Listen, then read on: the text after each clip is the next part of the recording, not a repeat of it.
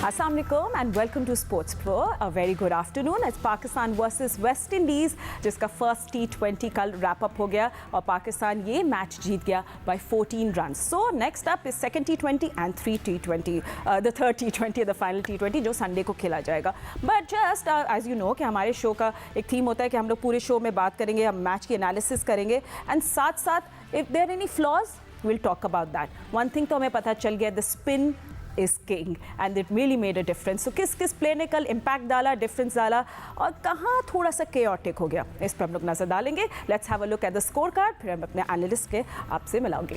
So coming up, ये score card आपके सामने. तो पाकिस्तान ने टोटल किया 178. किस तरह किया साइम अयूब, जो ऑफकोर्स उतरे रेडार से आ गए वो फाइनली ग्राउंड में. 57 बनाए उन्हें 38 बॉलों से, 5 बाउंड्रीज, 2 सिक्सेस और फिर फ़खर जमान के good supporting runs by him. उन्हें 28 रन्स बनाए 24 और हसन नवाज ने भी साथ ज़बरदस्त इम्पैक्ट डाला 24 ऑफ 18. फ़हीम ने बनाए 15. एक्स्ट्रा भी काफ़ी जेनरस थे, वेस्ट इंडीज़ ने 14 रन्स दिए. एंड खैर एनीवे वेस्ट इंडीज़ की बॉलिंग तो आपके सामने है. टारगेट किस तरह चेज़ हुआ, जल्दी से रैप अप कर लेते हैं कि पाकिस्तान की बॉलिंग जो थी it's brilliant yesterday. Mohammad Nawaz जो थे, उन्हें 4 ओवर्स में 3 विकेट्स ली और साइम अयूब ने भी बॉलिंग में भी इम्पैक्ट डाला, 2 विकेट्स ली. और Muqeem again very very solid, 4 overs सिर्फ 20 रन्स.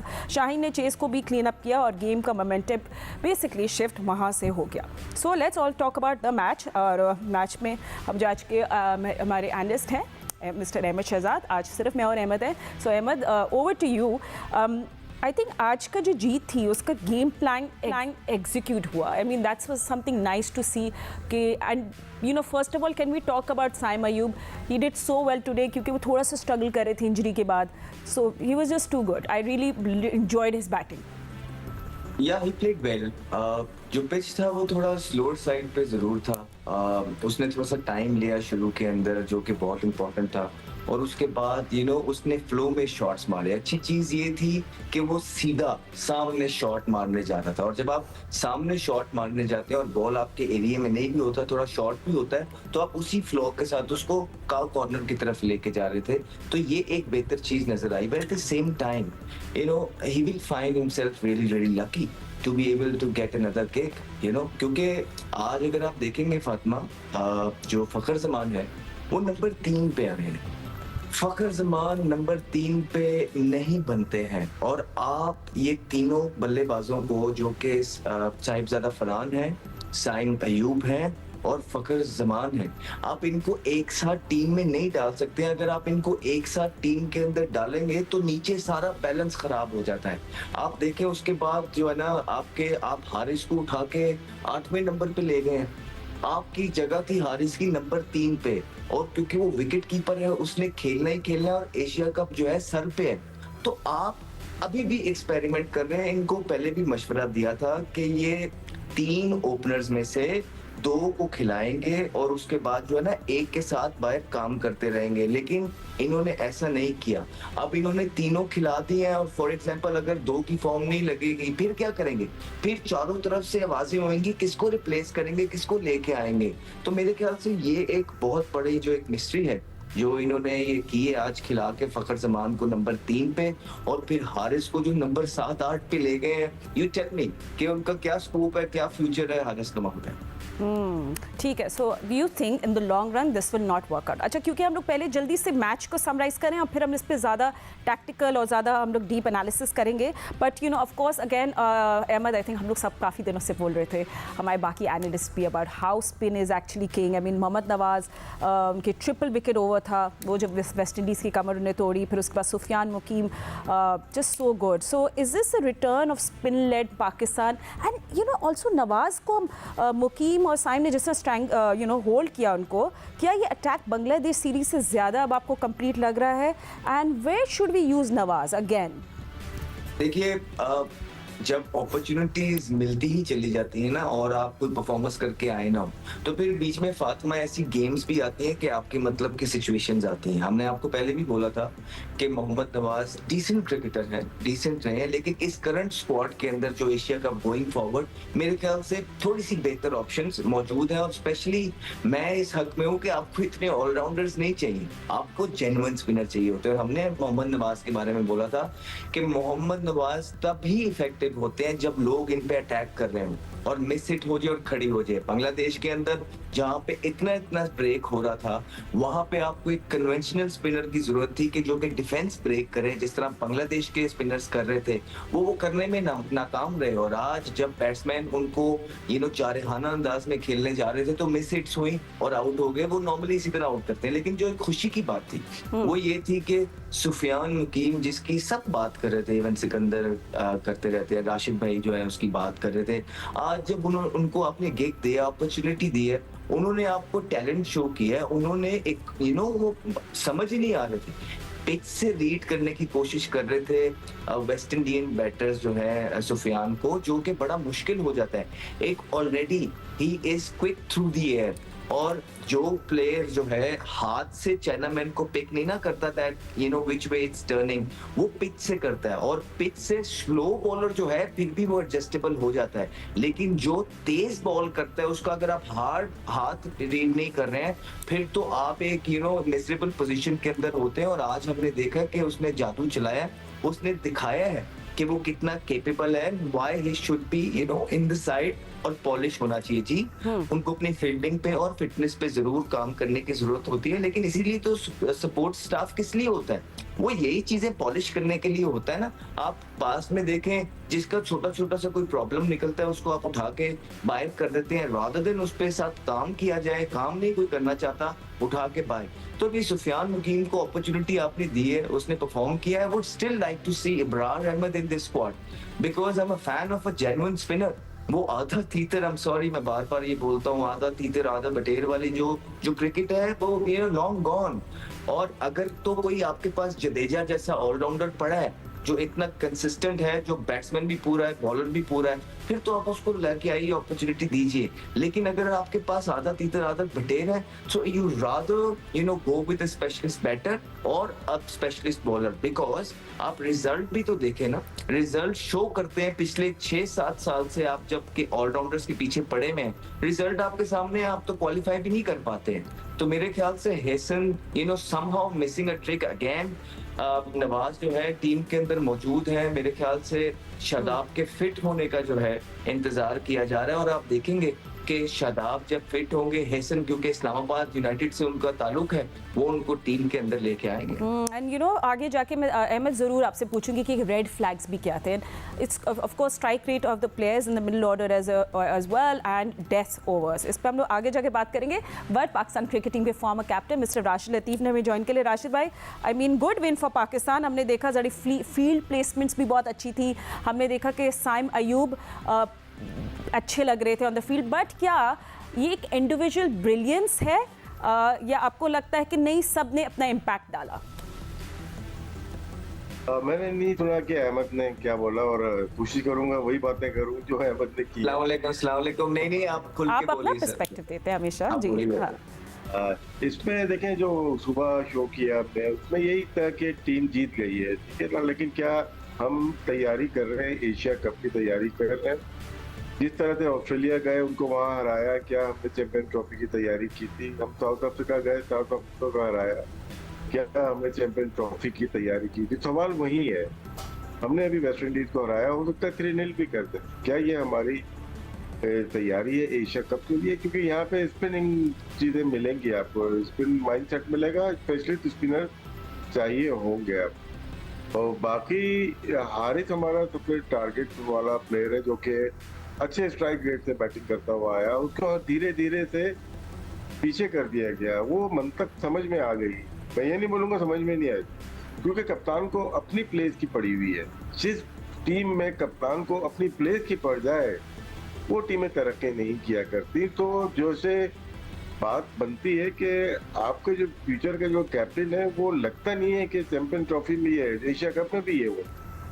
लेकिन अब क्या मजबूरी है कि इनकी जगह बनानी पड़ रही है, वरना शादाब तो ऑन द कार्ड थे जब न्यूजीलैंड गए थे, कैप्टन थे, नहीं बन पाए। लेकिन टीम जीत गई, उसके ऊपर बात हम करते हैं कि पार्टनरशिप बड़ी अच्छी थी, लेकिन फिर नंबर 3 के ऊपर फखर जो आए वो मुनासिब नहीं है। आपने टीम की बैटिंग ऑर्डर को हिला के रख दिया पूरी, जहाँ पे आप जीत रहे हो, लेकिन सवालात तो उठ गए ना कि फखर क्यों, या तो आप फखर को अकोमोडेट कर रहे हो या आप फरहान को कर रहे हैं, साहबजादा फरहान को कर रहे हैं, साहबजादा फरहान को कर रहे हैं, तो हारिस को क्यों नहीं कर पा रहे 4 नंबर 5 नंबर?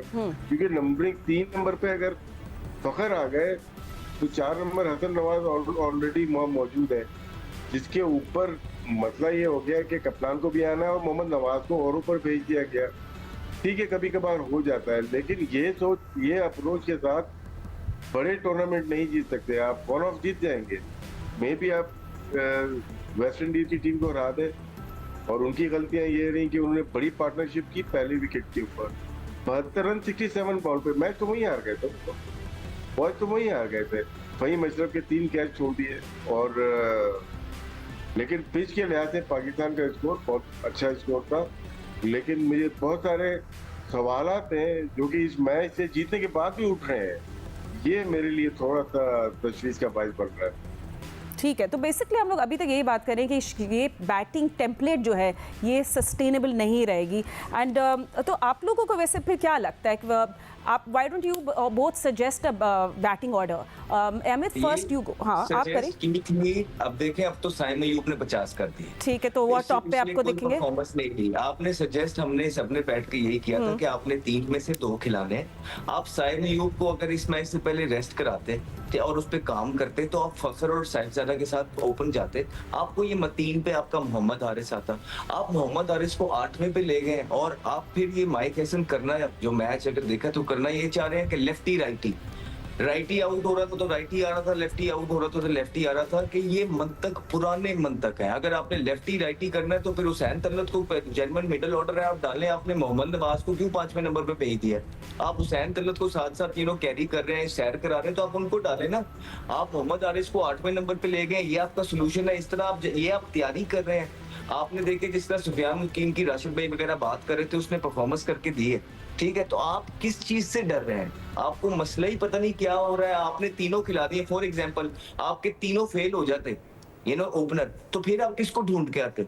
आप क्या करते? आप हसन नवाज का नंबर भी सेट नहीं होने दे रहे हैं, आप पीछे आगे से सेट नहीं होने दे रहे हैं। फिर कंसर्निंग बात ये है, ये देखें, जब मैच जीत जाते हैं तो बड़ी चीजें छुप जाती हैं। फहीम अशरफ जिस तरह है, उन्होंने 10 बॉलों पे 15 की, और गागा सलमान ने भी काफी नीचे आके बॉलें दी। ये तो स्कोर 190 प्लस लग रहा था एक टाइम पे, लेकिन जिस तरह हमारा फिनिश हुआ है, क्या हमारे पास उस तरह के फिनिशिंग प्लेयर हैं? हारिस से ऊपर आपने सारों को भेज दिया है, लेकिन उनके आप स्ट्राइक रेट देखें, जिस तरह डेप्थ में होने चाहिए थे उस तरह नहीं थे। हारिस ने 1 बॉल खेला, उस पर छिक्का मारा है। आपको हारिस की तरह के प्लेयर अपने टॉप ऑर्डर के अंदर चाहिए। क्यों? क्योंकि वो फियरलेस माइंडसेट से खेलते हैं।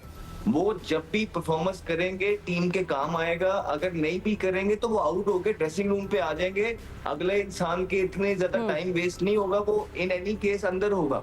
तो ये सारी चीजें हैं जो आपने देखनी है। अब आपने साइम अय्यूब ने भी परफॉर्मेंस कर दी है, जो बड़ी अच्छी बात है, लेकिन फिर ये तीनों के साथ ही जाएंगे। लेकिन फखर जमान के अगर आप स्टैट्स देखेंगे T20 के अंदर नाउ, वो हर गुजरते हुए दिन के साथ नीचे आते जा रहे हैं। फखर जमान एशिया कप से पहले बहुत अंडर प्रेशर हो जाएगा। कभी आप उसको चौथे पे करते हैं, कभी आप उसको ओपनर कर देते हैं, वो ओपनर परफॉर्मेंस नहीं करता तो फिर आप उसको नंबर 3 पे कर देते हैं। तो आप स्टेबिलिटी कब लेके आएंगे? आप अपने पहले 3 प्लेयर जो है ना किसी भी टीम के, वो आप पक्के रखते हैं, उसके बाद नीचे शफलिंग होती है। लेकिन आपके जो पहले 3 प्लेयर हैं उनको ही नहीं पता कि वो कौन से नंबरों पे जाएंगे। चौथे पे को आप ले गए हारिस को नंबर 8 पे। तो ये प्लानिंग मुझे जो हैसन और कप्तान की तरफ से है बिल्कुल समझ नहीं आ रहा। ठीक है, कप्तान की आप बात करें, वैसे I completely agree. By this time हमारी बैटिंग फ्लो में चलनी चाहिए रही है till the Asia cup. I completely agree. यार आगा सलमान ने भी थोड़ा अटेम्प्ट किया राशिद भाई, 11 of 10 डेथ ओवर्स में, it's not enough. I mean क्या वो प्रेशर में अंडर परफॉर्म कर रहे हैं? ये उनकी नेचुरल गेम तो ये नहीं है कि उनकी नेचुरल गेम एक्चुअली हमेशा से इतनी कंजर्वेटिव थी, और क्योंकि फिर अगर ऐसा है तो फिर don't you think we need a more aggressive batter at number 6? देखिए, सबसे ज्यादा जो अंडर प्रेशर है वो कप्तान है अपनी परफॉर्मेंस की वजह से, क्योंकि ठीक है वो T20 खेल रहे हैं, लेकिन इनकी जो परफॉर्मेंसेज हैं वनडे में बहुत ही उम्दा है और टेस्ट मैचेस में एग्रीड। उससे हमें इनकार नहीं है, ना होना चाहिए। लेकिन T20 में इनकी जगह नहीं बनती और ये कप्तान है टीम के। कप्तानी होने की वजह से टीम का बैटिंग ऑर्डर थोड़ा सा आगे पीछे कर रही है, तो टीम उस वक्त स्टेबल होगी जब तक सबके बैटिंग ऑर्डर, जैसे अहमद ने कहा, बैटिंग ऑर्डर आपके पता होना चाहिए। ठीक है आखिरी 3-4 ओवर में आप कर लेते हैं कि यार तुम नहीं आप चले जाए हो जाता है, लेकिन पूरा बैटिंग ऑर्डर आप उठा के देख लें। मोहम्मद नवाज किस नंबर पे बैटिंग कर रहे हैं और हारिस किस नंबर पे बैटिंग कर रहे हैं, फखर किस नंबर पे बैटिंग कर रहे हैं, सलमान अली आगा किस नंबर पे बैटिंग कर रहे हैं। मैं इसमें जीत हार की बात नहीं कर रहा, एक फॉर्मेट होता है खेलने का, एक तरीका, एक मेथड होता है खेलने का। इंटरनेशनल क्रिकेट को ऐसे नहीं, क्लब क्रिकेट की तरह नहीं खेली जाती जिस तरह से हमने आज खेली है। नो डाउट हम जीत गए, लेकिन सबसे बड़ा क्वेश्चन मार्क 4 मैचेस में अगर मैं देखता हूँ, न्यूजीलैंड छोड़ 4 मैचेस हम देखते हैं, बांग्लादेश और आज का मैच, सलमान अली आगा पे क्वेश्चन मार्क है। क्या ये एशिया कप में हमारे कप्तान होंगे या शादाब वापस कप्तानी ऐसे कप्तान आएंगे पाकिस्तान टीम में? ये बहुत बड़ा सवालिया निशान है सबके लिए। अहमद आप फिनिश, कुछ भी हो सकता है। Ahmed you want to finish that off, जो राशिद भाई कह रहे हैं, यू वांट कंटिन्यू दैट? अच्छा बिल्कुल सही कह रहे हैं। देखिए ये आगा ये तो एक्सेप्टेबल नहीं है। सलमान अली आगा इतने दबे पूरे चारों कोनों से उनको सपोर्ट मिल रही है, सब उठा रहे हैं, तो उनको तो आके फ्लरिश करना चाहिए यार, लीड करना चाहिए फ्रंट से। आउट हो जाए कोई बात नहीं, लेकिन ये 10 बॉलों पे 11 रन वाली इनिंग जो है ना, वो भी डेप्थ के अंदर, ये एक्सेप्टेबल नहीं है। फहीम अशरफ के जो है ना 11 बॉलों पे 15 एक्सेप्टेबल नहीं है। मोहम्मद हारिस को 7वें 8वें नंबर पे लेके आना एक्सेप्टेबल नहीं है। फखर जमान को नंबर 3 पे खिलाना एक्सेप्टेबल नहीं है। तो ये सारी चीजें हैं जो अबरार अहमद को बाहर रखना एक्सेप्टेबल नहीं है। आप मोहम्मद नवाज को किस तरह जो है ना, बेशक उसने, हमने आपको पहले भी कहा था कि जब भी बैट्समैन उसके अगेंस्ट मारने जाएंगे तो मोहम्मद नवाज आउट करेगा। जहां पे बांग्लादेश डिफेंस ब्रेक करना था वो नहीं कर पाए, तो इब्रार को किस लिए बाहर बिठा रहे हो? परफॉर्मर है आपका। जब आप इस तरह करते हैं किसी प्लेयर के साथ और वो भी इवेंट से पहले, तो माइंड यू फिर वो जब परफॉर्मेंस नहीं कर पाता है ना प्लेयर इवेंट के अंदर, तो वो सिर्फ प्लेयर की गलती नहीं होती, उसका कॉन्फिडेंस जो है मैनेजमेंट भी खराब करती है। और यही सारी चीजें हमें अभी देखने को मिल रही है। बड़े जबरदस्त तरीके से इलैबोरेट किया है राशिद भाई ने भी साहब। सही है, ठीक है। तो हम लोग बेसिकली अभी भी बैटिंग ऑर्डर पे ही बात करें, हमारी गुफ्तगू जारी रहेगी। सेकंड T20 में can Pakistan different, very good, अच्छा स्टार्ट हमको मिल गया, मगर क्या हम लोग मिस यूज़ कर रहे हैं अपने एक्सप्लोसिव बैटर्स को by sending them on the wrong position? So ये इस पर हम लोग कॉन्वर्सेशन को आगे रखेंगे। एंड ऑफ कोर्स अब बॉलिंग और हमारी फील्डिंग बहुत ज़बरदस्त थी, so will talk about that but just after short break, don't go anywhere. Welcome back after the break. हम लोग पाकिस्तान की बॉलिंग पे बात कर रहे थे एंड अभी हमें ज्वाइन कर लिया है क्रिकेट सिकंदर वक्त ने भी। Sikandar, I mean a spin attack definitely game changer था। आई मीन नंबर्स ही देख रही थी, 10 ओवर में 63 run, 6 wickets. Of course Nawaz ने बहुत गेम चेंज किया, then Sufiyan Muqeem was part of there. But I think हम लोग सब अब पूछना चाह रहे हैं कि क्या साइम अयूब को हम एक्चुअली एज अ जेन्युइन और अ 6 बॉलिंग ऑप्शन यूज़ कर सकते हैं? Because he was really good.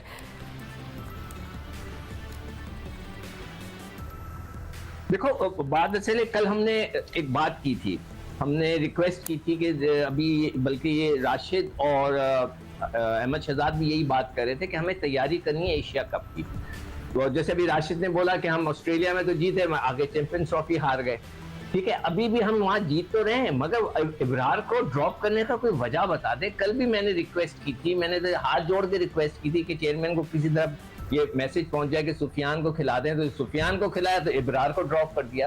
आपको एक चीज तो मेरे समझ में आ गई है कि जो आपका कोच है वो ऑलराउंडर्स पे बिलीव करता है, वो लगता है स्पेशलिस्ट के ऊपर बिलीव नहीं कर रहा, वो ऑलराउंडर्स पे बिलीव कर रहा है कि जो बॉलर है वो थोड़े थोड़े बॉलिंग भी कर लें और आके कोई लंबे लंबे छक्के मार लें, वो इस चीज पे बिलीव कर रहा है। मेरा ये बिलीव है कि आपको सुफियान इब्रार को तो खिलाना ही खिलाना है अगर आपने एशिया कप की तैयारी कर रहे हैं। और दूसरी चीज मुझे जो फील हो रही है वो ये हो रही है कि उसको पिच रीड करने नहीं आ रही। आज की पिच भी जो थी वो तो स्लो थी। आप देखें कि हमारे जो स्पिनर्स ने उनको स्लो डाउन किया है कि उन्होंने 5 ओवर से लेकर 10 ओवर तक सिर्फ 23 रन बनाए। अब मुझे नहीं पता कि उनकी बैटिंग में और जान थी या नहीं थी, मगर उन्होंने कम बनाए। तो आपने एक स्पेशलिस्ट स्पिनर इब्रार को खिलाएं ताकि वो प्रैक्टिस में रहे। अभी तो एशिया कप आ रहा है, हमारे लिए इंपॉर्टेंट एशिया कप है जहां हमारा भारत के साथ मुकाबला है, हमने उसकी तैयारी करनी है। और बाकी ये है कि मुझे सॉरी टू से शाहीन ने बिल्कुल इंप्रेस नहीं किया, कोई बॉल उनका स्विंग नहीं हुआ, कोई बढ़ के अंदर नहीं आया, और हारिस लोग भी ला ला के पीछे गेंदे मार रहे थे और वो उनको पुल पड़ रही थी। तो इन लोगों को अपनी बॉलिंग को इम्प्रूव करना पड़ेगा। And bowling rotation as well Rashid भाई, मैं भी देख रही थी डेथ ओवर्स, लास्ट 2 ओवर्स में 38 runs considered. I mean again Fahim को अब डेथ ओवर्स में यूज़ करना जस्टिफाइबल था? क्या हम नसीम शाह की एब्सेंस को फील कर रहे हैं, या जी जैसे feel that the bowling plan जो थी वो उसमें कुछ टैक्टिकल मसले थे? भाई मशरफ कभी भी डेथ ओवर के बॉलर रहे भी, चाहे वो इस्लामाबाद ब्रैकेट्स हो या क्वेटा कलेक्ट्रेट में खेल रहे हो या पाकिस्तान के बीच में, शुरू के 2 ओवर थोड़ा मूवमेंट होती है, उसमें मारने में आउट होते हैं और रन की प्रैक्टिस करते हैं। एक आध ओवर बीच में आप करा लेते हैं, 10 ओवर 11 ओवर से पहले, तो वहाँ पे फिनिश करते हैं। ये बहुत तेज बॉलर नहीं है, ये जो आखिरी ओवर 100 स्लो ओवर कर देंगे, बाउंसर तेज है नहीं तो ज्यादा इफेक्टिव हो नहीं सकते ये। दूसरा, हारिस की फॉर्म बहुत अच्छी नहीं जो नजर आई है। अगर हम देखते हैं पीएसएल में भी बहुत ही अच्छी परफॉर्मेंस नहीं थी, आउट जरूर किए, लेकिन हम देखेंगे डेथ ओवर में बहुत अच्छे नहीं रहे। बात आफरीदी को लेके नहीं गए, हसन अली को खिलाया है। हसन अली न्यू बॉल और बीच के ओवर बहुत अच्छे कर सकते हैं। हमें अभी भी लास्ट ओवर के लिए बॉलर चाहिए और रिवर्स होनी है। एशिया में रिवर्स होगी तो वहां पे हो सकता है हारिस कामयाब हो जाए, लेकिन जब तक रिवर्स नहीं होगी ना शाहीन ना हारिस, ये कामयाब होने की चांसेस कम है, क्योंकि प्रेडिक्ट हो चुके हैं, ये काफी टाइम से खेल रहे हैं, प्रेडिक्ट हो चुके हैं लास्ट ओवर कैसे करते हैं। बाकी सिकंदर भाई ने जो 2 स्पेशलिस्ट स्पिनर की, दोनों को खेलना चाहिए। हम ये ना देखें सरफेस कैसी है, कहाँ पे खेल रहे हैं, हमें एशिया कप की तैयारी करनी है। अगर उसको एक बॉलर को कॉन्फिडेंस ही नहीं दिया, बांग्लादेश जैसे पिछले एक मैच खिलाया, सुफियान को एक मैच भी नहीं दिया, अब सुफियान को खिलाया तो अफगान को एक मैच भी नहीं दिया। प्लेइंग अच्छी होगी। ठीक है सिकंदर, आपसे भी बात करेंगे अगेन, क्योंकि अब शुरू में इनिशियली हम लोग बैटिंग ऑर्डर की बात कर रहे थे। दोनों हमारे एनालिस्ट ने पॉइंट आउट किया कि may be sending Fakhar Zaman number 3 did not work out for Pakistan. तो क्या हम लोग अपने एक्सप्लोसिव बैटर्स को थोड़ा मिसप्लेस करें, या miss use is the right word, I mean मतलब क्या हमें एग्रेसिव फिनिशर चाहिए? मोहम्मद हारिस जो है वो भी मतलब ही जस्ट फेस्ड 1 बॉल येस्टरडे, तो उनको भी क्या भेजना, इतना लेट भेजना सेंस बनता है कि नहीं?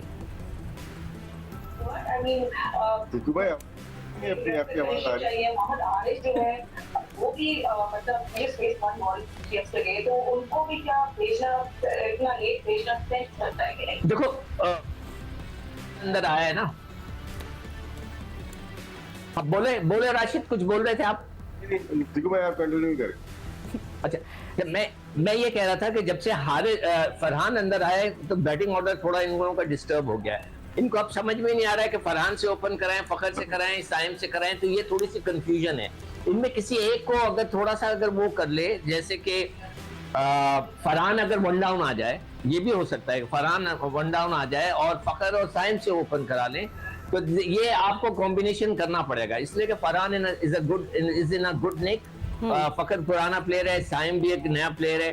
अब हसन नवाज को तो होना ही होना है, मगर मुझे मोहम्मद नवाज को ऊपर भेजने की थ्योरी समझ में नहीं आई, वो मेरी समझ से बाहर है। और उसके अलावा ये कि आगा को चाहिए कि आगा जो है बड़ा स्टेबल खेलता है, तो उसको या तो अपने आप को नीचे रखे या फिर वो उस मौकों पर आए कि कोई कोलैप्स होता तो उस वक्त आ जाए।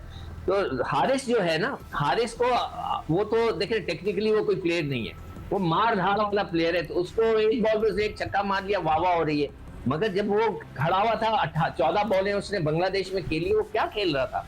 तो उसका काम है मार धाड़ करना। अगर वो आप लोगों को सूट करता है पाकिस्तान टीम को कि हमें एक ऐसा ही प्लेयर चाहिए कि जो उल्टा सीधा मारे, बस मारे, तो फिर वो प्लेयर बिल्कुल सही है उसके लिए हिसाब से। अदरवाइज तो वो कोई टेक्निकल वाला प्लेयर ही नहीं है। आपने न्यूजीलैंड में देखा वो कैसा खेल रहा था, माशाल्लाह से कोई बॉल उसके बल्ले पे नहीं आ रही थी। यहाँ पर भी जहाँ गेंद घूमता है वो फंस जाता है, वो बल्ला चलाता रहता है, लग गई तो थर्ड मैन पे कैच हो जाता है। मतलब है कि उसका ये, मगर मेरे हिसाब से हारिस को ऊपर आना चाहिए था, आगा को खुद नीचे आना चाहिए था, फहीम को नीचे आना चाहिए था, फहीम स्टिल बेटर। और मोहम्मद नवाज को मुझे नहीं पता कि क्यों ऊपर भेजा, उसको नहीं भेजना चाहिए था। तो मेरा ये जब भी मैं टीम को देखता हूं तो मुझे लगता है कि आपका जो कोच है वो ऑलराउंडर्स के ऊपर, जैसे कि अभी वो कह रहा था ना, अभी खुशदिल भी पीछे बैठा हुआ है, आपका हुसैन तलत भी बाहर बैठा हुआ है, तो आपके पास ऑलराउंडर्स की भरमार है। तो आपने उनको अब मैं देखता हूं कि अगले मैच में क्या चेंजेस करते हैं, कि किसी और को भी चांस देते हैं, क्या भाई इन्हीं को खिलाएंगे। ये सबसे बड़ा हमारे यहाँ फॉल्ट है।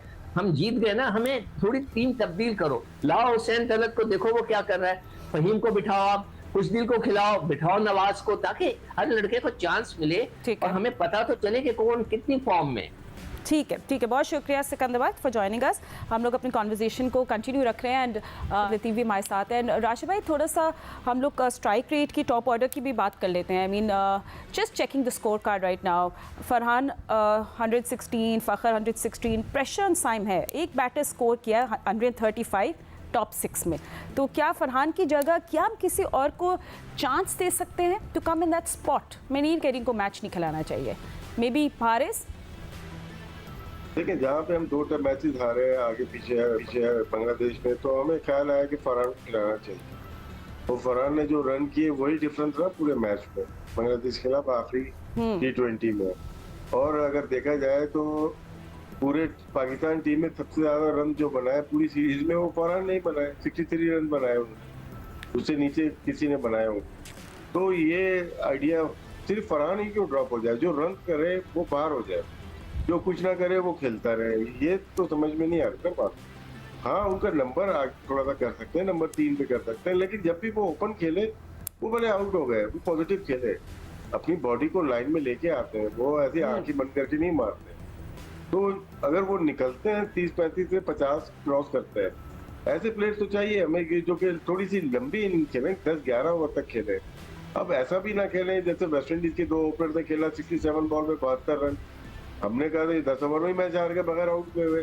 तो ये भी एक मुश्किल है ना कि अपोजिशन का माइंडसेट किधर चल रहा है।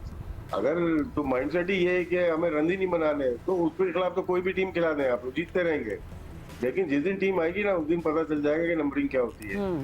नहीं, absolutely nonsense to not play Sahibzada Farhan, but मैं वो एग्जैक्ट बात करी थी, मे भी कुछ बैटिंग ऑर्डर पे हम चेंज कर सकते हैं। अच्छा राशिद भाई, अब कल के लिए बता दें, क्योंकि बहुत सारे लोग अब पूछ रहे हैं कि हम जीत गए थे बट कुछ फ्लॉज थे, थोड़ा केओटिक थी चीज़ें, तो हम उसको किस तरह फिक्स कर सकते हैं कल के मैच के लिए?